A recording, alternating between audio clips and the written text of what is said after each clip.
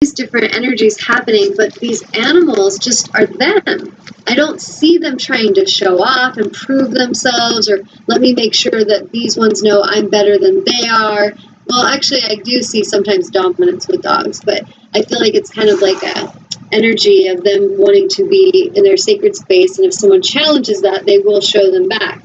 But there's a difference between just being like, if you're a dog, you wake up and you're like, I'm just a dog, and I need to go to the bathroom, and I would like to eat, and I would like to have my tummy rubbed. It's just very basic needs and very present awareness. Like, oh, mom looks sad. I think I'm going to go lay by her, and I'll put my head on her lap.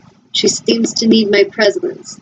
And animals get this so much deeper than many humans. I cannot tell you how many stories I've heard where humans have told me how much they love their animals, and when their animals pass on, how sad they are because of how much that animal impacted their life. And when they talk about their animal, it's not because they were the most amazing runner or because of any of these skills. It's always about an emotional connection that helped the human. And what I'll hear is stories like, yeah, during my saddest times, my dog would just be by my side.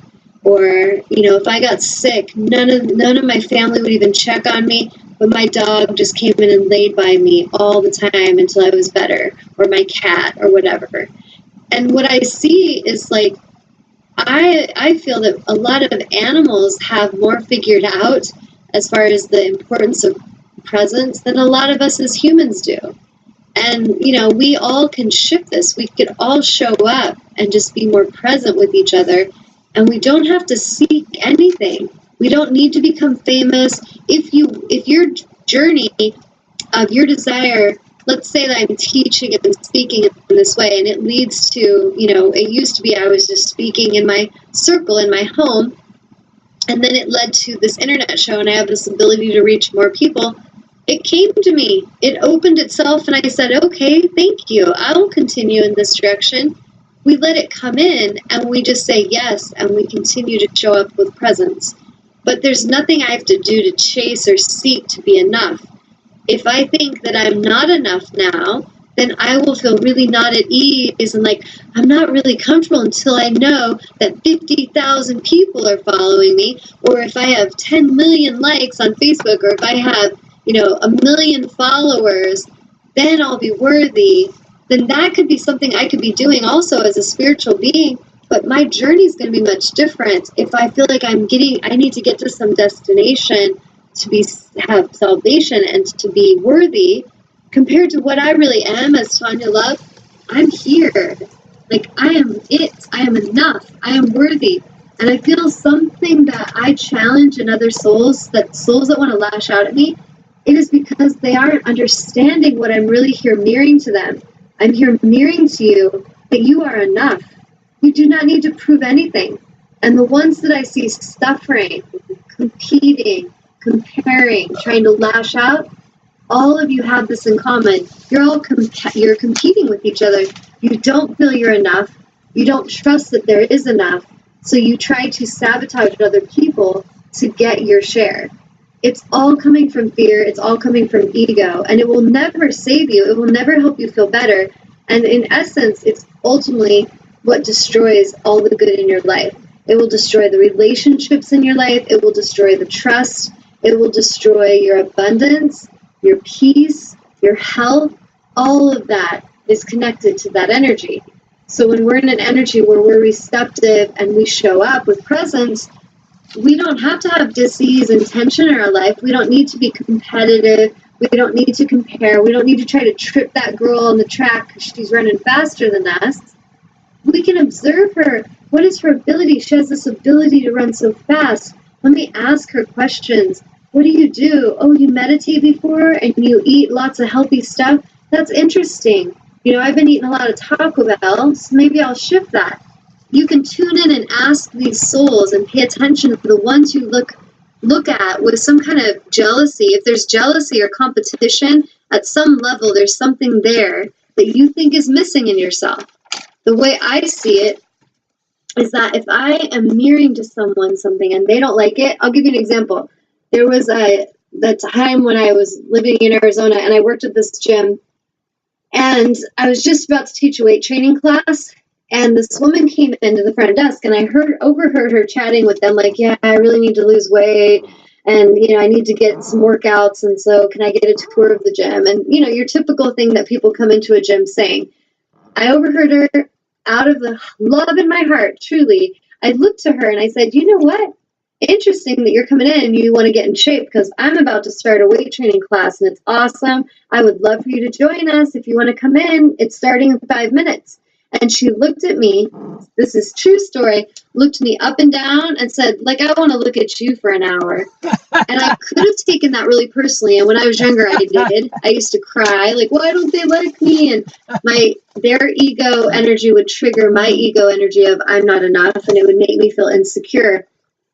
But that day, what I said to her is I said, don't you know, I am mirroring to you all that you have inside of you. And if you come and hang out with me, I can help you remember how powerful you are. And I hear what your need is. You want to get in better shape. You want to feel strong. I can help you with that if you let me. And if you don't want to, I honor that as well. And then I walked away. Later, this is one of these rare circumstances where you speak your truth and then it kind of comes full circle. A lot of times we might say something like that to someone, we never see them again, but we did impact their life, and those seeds did drop, and they kind of got there in time. They started to process what we were saying. But in this case, this woman happened to be married to a man who worked with my husband at the time. And so when I got home, I think it was not that day, maybe the day after, my husband at the time said, this woman, so-and-so, I can't even remember his name now, his friend, he said, my friend's wife said that she recently went into your gym and that she was going to get a membership. She was asking him, and that you came over and invited her to a weight training class. And I was like, oh, that's your friend's wife? Yeah, I totally remember that. And he's like, yeah. And she said that you said something really amazing to her. And he said his buddy had told him, yeah, my wife was just blown away by what your wife said to her. And she said that it just changed her perspective and it really impacted her life, and that she just felt really bad for being so hateful. And what was beautiful, though, is that this woman and I ended up becoming friends. And she looked at me as that mirror instead of looking at me as somebody that holds something that she doesn't have. So if I'm competing and I see, like, let's say myself being a healer, someone looks at me and they're like, oh, Tanya thinks she's all that. She thinks she knows everything. So I'm going to start comparing with her. I'm going to compete with her, because deep down, I'm not feeling confident in myself. I'm not feeling empowered, and she is empowered. So now I have to compare with her, and I have to try to find some glitch in her. I have to try to trip her on the track to make her fall and break her face, so then I can feel better. And that is ego, and it's not going to help you run better. It's not going to help you heal. What's going to help us is when we see someone that challenges us, someone that's in their power, instead of comparing to them and trying to make them fall on their face, what if we observe them and ask them questions? Can you help me understand what I'm missing, because I feel really frustrated in my life? And be ready to hear what they have to say. If they listen to that and say, well, how authentic are you living? Are you living your truth, or are you trying to people please? Are you actually standing in your power, or are you catering to everyone's misalignment? Are you trying to be enough by working with people that treat you like crap? Or are you really knowing you're enough, and so you walk away from those abusive environments and you trust the universe will bring a healthier environment? This is common stuff that I find in these people. When I have people that are hurting and they're comparing and competing, across the board, that's what's going on. At some level, they are not living authentically. They are not living with integrity. They are not actually honoring themselves. And I don't care if you're the president of the United States, if you're suffering and you're comparing with someone, at some level, the president has lost himself. He has stopped honoring his truth. He's lost his connection with his source. He's no longer having an authentic experience and living from integrity. And there will be a consequence to that. It will cause suffering. It doesn't matter if you're a president or you're the garbage collector, you're a mom, you're a grandma. It doesn't matter what your title or role or your life experience is as far as the roles that you're playing, like a part in a movie.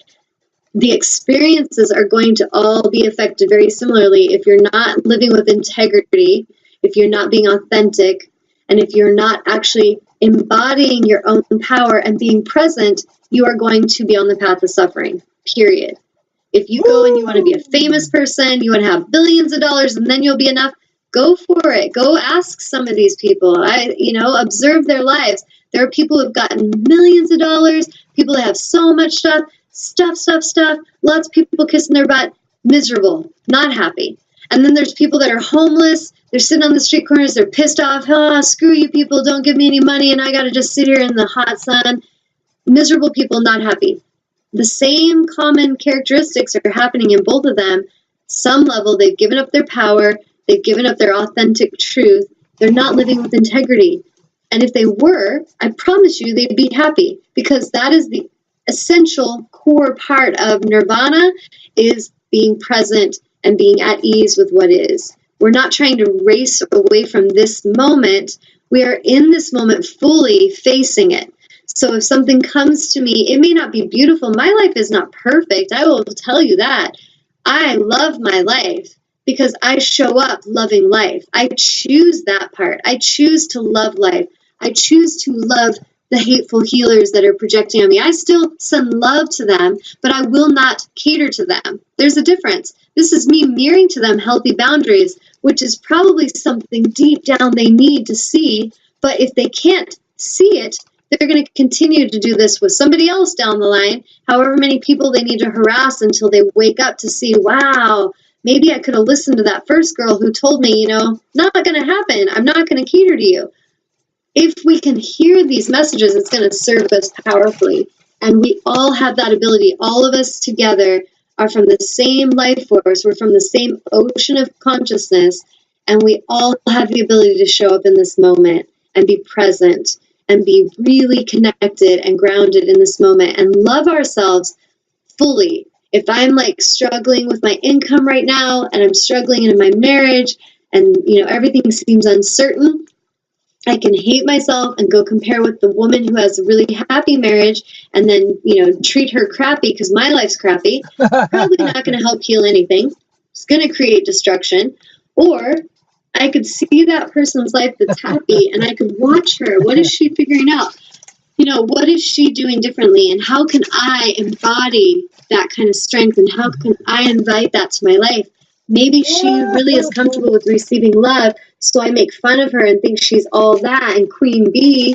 But maybe what really she's mirroring to me is that I have a need to accept love.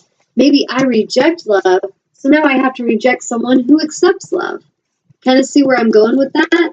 So this is where we have the ability to look in deeper to all of our life situations and kind of heal these deeper aspects of ourselves so that we can find peace. And when we're at peace and we're present, we are in the state of nirvana. We don't have to ascend in some way, meaning we, rise out of these bodies. I think that's a misconception of ascension, is that a lot of us think, if I'm ascending, that means I have to just completely reject my reality and I'm going to dissolve out of my body up into the light with the angels. And maybe that'll happen. That could be true. But what I feel ascension really is about, and nirvana is about, is being present. It is letting myself be so present that I don't get caught up in all the misalignment that's happening around me. I can observe it, but right. I can channel the consciousness of angels. I can channel the consciousness of source to find the solution, to find the love, even when all that's around me is a big shitstorm and there's hate and negativity and jealousy and corruption all around me. It could happen that I can stay the calm center of that storm and observe it, but stay very centered with my source and love my life and love my connection with source no matter what's happening out there. So I'm going to pause because I went on for a while. So any questions or comments, Samnon?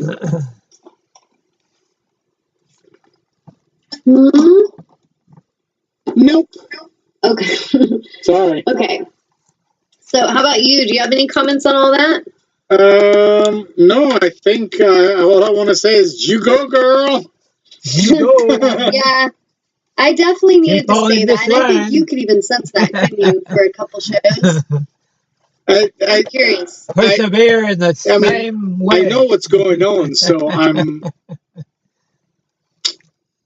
what am I trying to say? It's